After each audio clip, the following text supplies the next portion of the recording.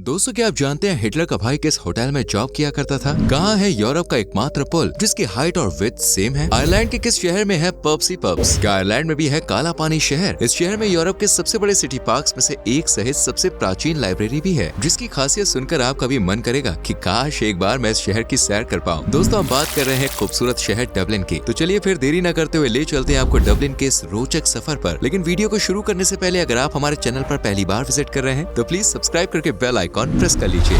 दोस्तों, डबलिन शहर आयरलैंड गणतंत्र का एक अभिन्न अंग है। देश के पूर्वी समुद्री किनारे पर लिफी नदी के मुहाने पर बसा डबलिन न सिर्फ आयरलैंड का सबसे बड़ा शहर है बल्कि राजधानी शहर भी है। ये शहर दोस्तों कभी भी अपने मेहमानों को अकेला नहीं छोड़ता है। यहाँ कदम कदम पर आपको हंसते खिलखिलाते लोग देखने को मिल जाएंगे, जिनकी कुल जनसंख्या वर्तमान में 12,85,000 के करीब है और ये संख्या साल दर साल 1.18% से भी ज्यादा ग्रोथ रेट के साथ बढ़ रही है। यही कारण है कि यहाँ प्रति स्क्वायर किलोमीटर पर 4,588 लोग देखने को मिलते हैं और इनमें भी युवाओं की आबादी ज्यादा है। डबलिन अभी जवान शहर है क्योंकि शहर की कुल आबादी का 1/3 हिस्सा 25 साल या उससे कम ही है। डबलिन के लोगों को दोस्तों डबलिनर्स कहा जाता है और यहाँ लोगों को हर सुख सुविधा के साथ अच्छी नौकरी और अच्छी सैलरी मिलती है। शहर की मूल भाषा आयरिश है, लेकिन आपको 10% से भी कम लोग आयरिश भाषा बोलते हुए नजर आएंगे क्योंकि यहाँ की ज्यादातर आबादी इंग्लिश भाषा बोलती है। बिकॉज डबलिन की दूसरी ऑफिशियल लैंग्वेज का दर्जा इंग्लिश को हासिल है। यहाँ ज्यादातर लोग ईसाई धर्म को मानते हैं, जिनकी सुबह होती है गॉड के नाम से और ईश्वर के ही नाम से उनकी शाम ढलती है। जहाँ चर्चेस में संडे को आपको भारी भीड़ देखने को मिलेगी। डबलिन में सबसे पहले इंसानी बस्तियां बसाने का क्रेडिट वाइकिंग्स लोगों को जाता है, जिन्होंने 800 ईस्वी में यहाँ पर एक छोटा सा नगर बसाया, जिसके बाद एक छोटा सा नगर डबलिन के नाम से फेमस हुआ। लेकिन क्या आप जानते हैं डबलिन का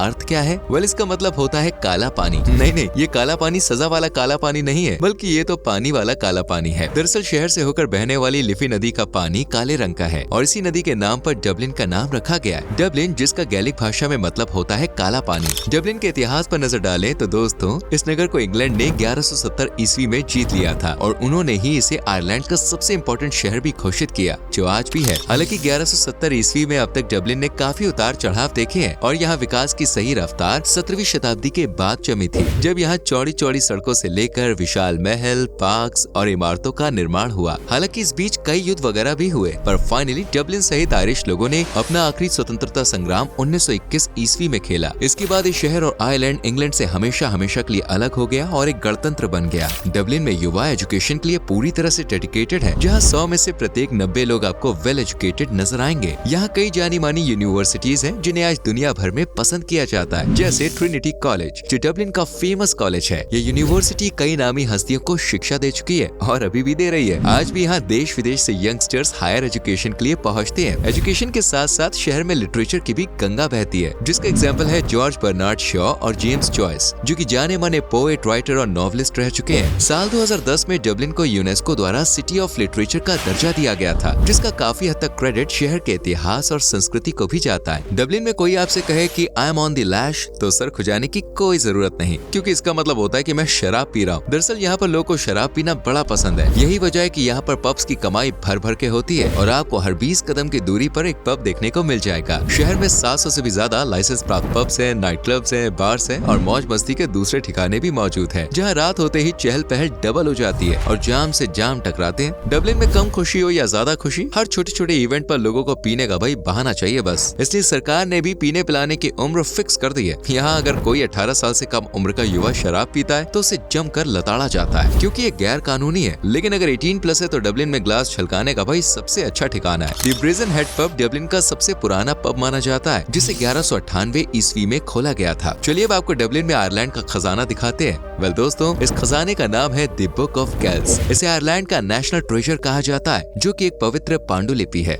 ये खूबसूरत सुनहरी किताब 800 ईस्वी के आसपास सेल्टिक भिक्षुओं द्वारा तैयार की गई थी, जो आज ट्रिनिटी कॉलेज की लाइब्रेरी में शान से रखी हुई है और सिर्फ इस किताब को देखने के लिए डबलिन में बड़ी संख्या में लोग पहुँचते हैं। और अगर आप भी यहाँ घूमना चाहते हैं तो आपको इंसानों को सबसे ज्यादा डराने वाली चीज यानी सांप से डरने की जरूरत नहीं है, क्योंकि डबलिन में एक भी सांप नहीं पाया जाता। जी हाँ, आपने बिल्कुल सही सुना। यहाँ पर सांपों की कोई प्रजाति नहीं है और इसका कारण है आयरलैंड में पड़ने वाली ठंड, जो डबलिन में भी कहर बरपाती है और इसी ठंड की वजह से डबलिन सांपों से मुक्त है। हिटलर के बारे में तो आप सभी जानते ही होंगे, जिसे इतिहास का सबसे क्रूर शासक माना जाता है। लेकिन क्या आप जानते हैं डबलिन से हिटलर का गहरा कनेक्शन था? दरअसल हिटलर का भाई एलोइस हिटलर कुछ समय के लिए डबलिन में रहा और 1909 के दरमियान शेलबर्न होटल में वेटर की नौकरी भी भी की थी उसने। इतना ही नहीं, यही उसकी मुलाकात एक लोकल लड़की ब्रिजेट डार्लिंग से हुई और दोनों लंदन गए, जहाँ दोनों ने 1 साल बाद शादी कर ली। दोस्तों, ये बात तो आपने सुनी होगी कि किसी फैक्ट्री, फर्म, कंपनी या इवन देश में जानवरों को भी लीज पर लिया जाता है, लेकिन मैक्सिमम कितना टाइम? क्या ये टाइम 9000 साल जितना लंबा हो सकता है? शायद नहीं, लेकिन ये कारनामा डबलिन में हुआ है। यहाँ मौजूद गिनेस फैक्ट्री पूरे 9000 साल के लिए लीज पर है और तो और मंथली पेमेंट भी महज 45 पाउंड स्टर्लिंग के किराए पर। Hollywood film studio metro golden mayor studios और MGM के बारे में तो आप सब जानते ही होंगे, जो फेमस है अपने शुभंकर लियो द लायन की वजह से। लेकिन क्या आप जानते हैं लियो का जन्म कहाँ हुआ था? वेल, ये जगह डबलिन का एक जू थी, जहाँ 1956 में लियो का जन्म हुआ था, जो 1957 के बाद से ही कई MGM फिल्मों में नजर आया है। ये MGM का सबसे लंबे समय तक यूज किया जाने वाला शेर है। यूरोप का पहला मैटरनिटी हॉस्पिटल भी डबलिन में ही खोला गया था और ये बात बहुत ही कम लोग जानते हैं। ये हॉस्पिटल 1745 में डॉक्टर बार्थोलोम्यू मोसे द्वारा खोला गया था, जिसका नाम है Rotunda hospital. Saint Stephen's Green Dublin का हरा भरा प्राकृतिक सुंदरता, पेड़ पौधों और हरी भरी घास से भरा हुआ पार्क और डबलिन का सेंटर ऑफ अट्रैक्शन है, जहाँ अक्सर लोग खुद से खुद ही की बातें करने आते हैं। लेकिन बहुत ही कम लोग जानते हैं कि 1664 से पहले ये एक बंजर और दलदली जमीन हुआ करती थी। कहते हैं कि इसी जगह पर डायन जलाने का काम भी किया जाता था।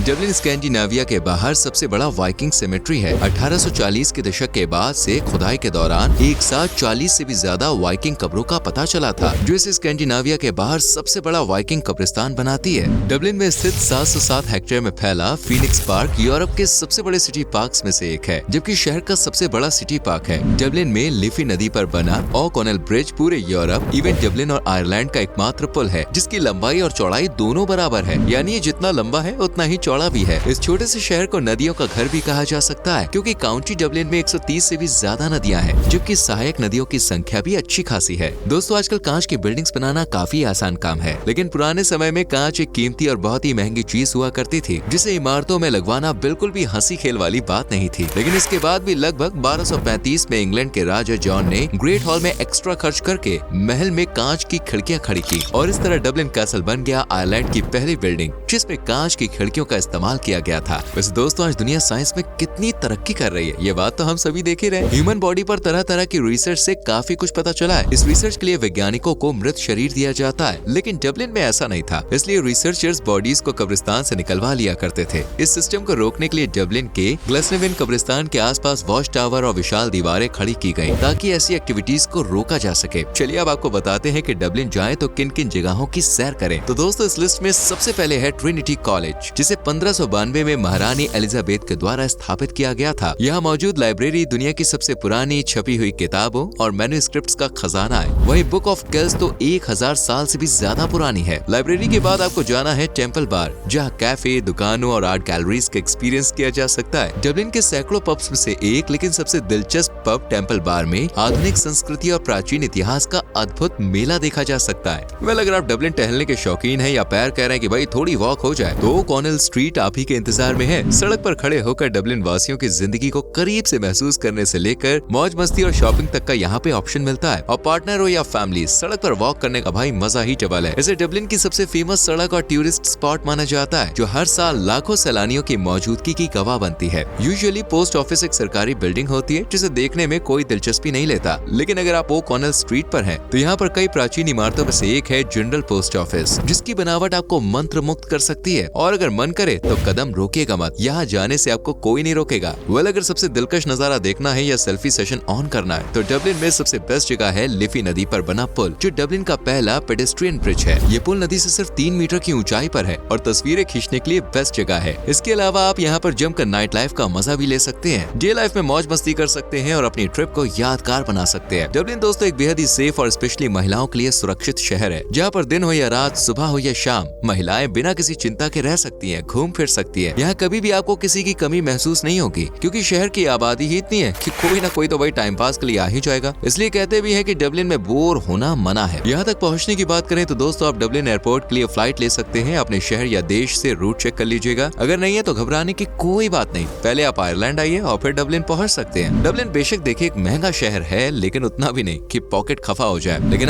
1 से 2 लाख अपनी मुट्ठी में रखना बहुत जरूरी है। डबलिन की करेंसी है यूरो। उम्मीद करते हैं कि आपको डबलिन और हमारी वीडियो पसंद आई होगी। वैसे दोस्तों, क्या आप इस शहर में जाना चाहेंगे या जा चुके हैं? कमेंट करके जरूर बताएं। वीडियो को लाइक करें, शेयर करें और चैनल को सब्सक्राइब करके बेल आइकॉन प्रेस करें, जिससे आपसे आने वाली वीडियोस मिस ना हो। मिलते हैं आपसे अगली वीडियो में। Till then bye bye, take care.